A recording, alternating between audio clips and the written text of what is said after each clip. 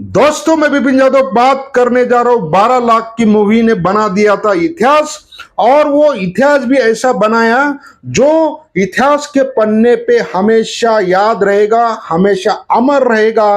और दूसरा कोई नहीं, जो राज कपूर की मूवी बॉबी की बात बोल रहा हूं। अभी मैं जरा पीछे मुड़ के जाना चाहता हूं ताकि कहानी में जरा मजा आ जाएगा। मजा भी ऐसा आएगा जब मेरा नाम जोकर जबरदस्त फ्लॉप हो गई और इंडस्ट्री में ऐसी हवा विरोधी लोगों ने फैला दी कि अब राज कपूर को कोई नहीं बचा सकता है और खत्म हो गया है। क्योंकि शैलेंद्र की मौत का भी कुछ ऐसा ही मातम मचाया था और कुछ लोगों ने, विरोधी लोगों ने बताया था कि राज कपूर ही जिम्मेदार है, बल्कि हकीकत बिल्कुल नहीं है। क्योंकि राज कपूर ने तो 1 रुपए में फिल्म की थी। अभी मुख्य बात पे आ जाता हूं।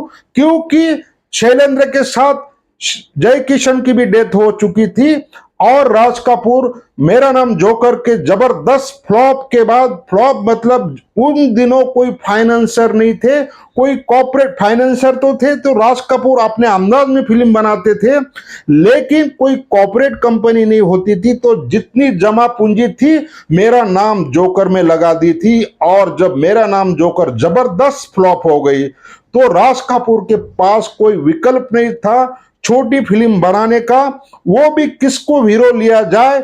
बहुत सोचने के बाद राजेश खन्ना को अप्रोच भी हुआ था, लेकिन राजेश खन्ना 2 से 5 लाख रुपया, वो राज कपूर ने सीधा सीधा ये डिसीजन लिया कि अपना जो लड़का यानी कि ऋषि कपूर यानी कि चिंटू को लॉन्च किया जाए। और उसकी भी उम्र 17 साल थी, 17-18 साल होगी। और डिम्पल कपड़िया जिसकी उम्र 15 साल थी। और पूरी सारी कास्टिंग भी देखोगे फिल्म का तो प्रेम नाथ जो है उनका रिश्तेदार था। प्राण ने बिल्कुल ना के बराबर पैसे लिए।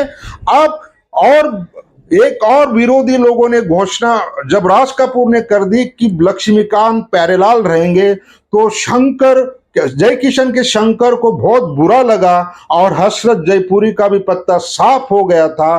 तो अब नई टीम आ गई थी और नई टीम में लक्ष्मीकांत प्यारेलाल, आनंद बख्शी के साथ विट्ठल भाई पटेल। अभी मुख्य बात पे आ जाता हूं। हुआ जबरदस्त फ्लॉप के बाद ये निर्णय लिया राज कपूर ने कि बॉबी ऐसी फिल्म बनाया जाए जो कि जनरेशन के हिसाब से बनाया जाए, जो माहौल के हिसाब से बनाया जाए, जो वक्त और हालात के हिसाब से बनाया जाए। बनाए भी ऐसा ही। और आप अगर बॉम्बे में दादर आते हो तो दादर ईस्ट में प्रीतम होटल है, और वो होटल इतना फेमस है, हर कोई जानता है, पुराने हीरो से लेके अभी तक सब जानते हैं। उन दिनों प्रीतम होटल के मालिक कुलवंत जी के पास गए, राज कपूर ने सीधी एंट्री मारी और उन्होंने स्वागत भी किया।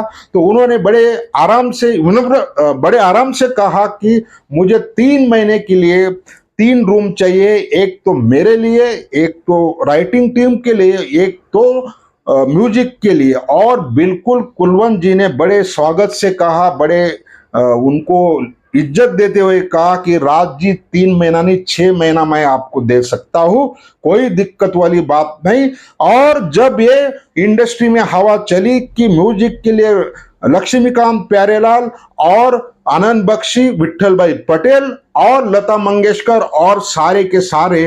और एक और खबर आ गई थी अखबारों में, मैगजीनों में, हर जगह पे कि गैंगस्टर करीम लाला से राज कपूर पैसे ले रहे और उनसे पैसा लेके फिल्म बनाई। तो ये विराम देते हुए राज कपूर ने बॉबी की सक्सेस के बाद कहा कि मैंने किसी से पैसा नहीं लिया, जो भी बनाया अपने दम पे बनाया था। बिल्कुल सही बोला उन्होंने, क्योंकि बॉबी में ऐसा कोई स्टार नहीं था, ऐसा कोई विलन नहीं था जो डिमांड करे पैसा लिए। पूरे कंट्रोल में फिल्म बनाई और एक से बढ़कर एक गाने देखो, हम तुम एक कमरे में बंद हो जाओ, मैं शायर तो नहीं, और भी बहुत अन्य गाने हैं। और सेट पर उन्होंने ज्यादा खर्चा नहीं किया, तो फिल्म इतनी लिमिटेड बजट में बनी थी। झूठ बोले कौवा काटे और पहले तुम, तो ये जो गाने भी बने थे उस जमाने में एकदम अलग लगे थे। इतना विश्लेषण किया जाए कि मतलब वक्त के साथ उन्होंने ऑडियंस की जो नस थी वो पहचान ली थी, और उन्होंने इतने कम समय में, कम बजट में ऐसी फिल्म बनाई। और जब बन भी गई, उन्होंने मक्कार हरामखोर डिस्ट्रीब्यूटर को भी बिल्कुल सीधे हाथ लिया। और मैं इसलिए बोलता हूं, अभिनेता, प्रोड्यूसर, डायरेक्टर और सही सारी चीज हो, फिल्म भी हो, हिट भी हो, लेकिन चालाक, चतुर, बुद्धिमानी सब कुछ राज कपूर के पास था। वो चालाक भी था, चतुर भी था, होशियार भी था।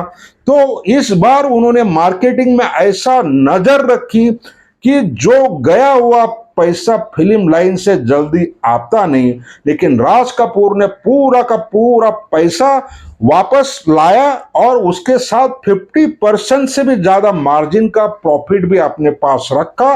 इसको बोलते हैं मास्टरमाइंड स्ट्रोक। ऐसा स्ट्रोक अगर आप गौर करें, बॉबी के बाद का विश्लेषण भी करेंगे तो सत्यम शिवम सुंदरम, प्रेम रोग और राम तेरी गंगा मैली तक उन्होंने फिर पीछे मुड़ के नहीं देखा।